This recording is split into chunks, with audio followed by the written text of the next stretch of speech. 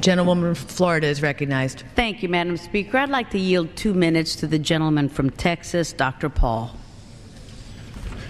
The gentleman is recognized for 2 minutes. Gentlelady for yielding, and I ask unanimous consent to revise and extend my remarks.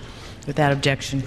Madam Speaker, I rise in opposition to this resolution, not because I am taking sides and picking who the bad guys are and who the good guys are, but I'm looking at this more from the angle of being a United States citizen, an American, and I think resolutions like this really do us great harm. In many ways, what's happening in the Middle East, and in particular with Gaza right now, we have some moral responsibility for both sides in a way, because we provide help and funding for both Arab nations and Israel.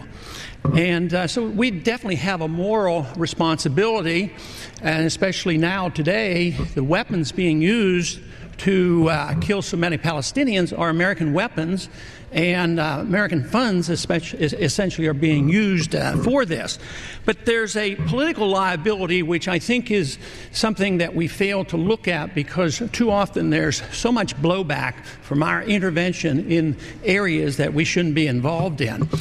You know, Hamas, if you look at the history, you'll find out that Hamas was encouraged and really started by Israel, because they wanted Hamas to counteract Yasser Arafat. And you say, well, yeah, that was better then and served its purpose, but we didn't want Hamas to do this.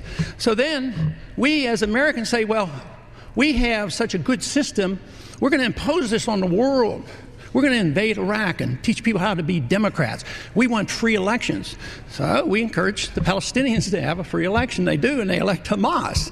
So we first indirectly and directly through Israel help establish Hamas. Then we have election. Then Hamas becomes dominant, so we have to kill them.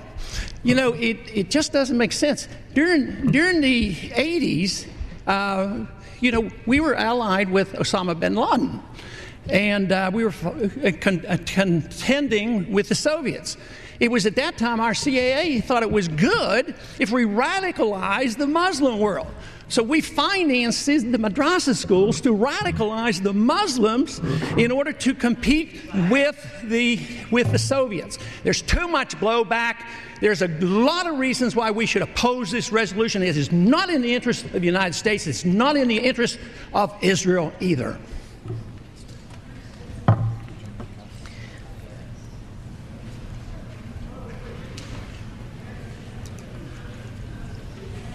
If this were a dictatorship, it'd be a heck of a lot easier.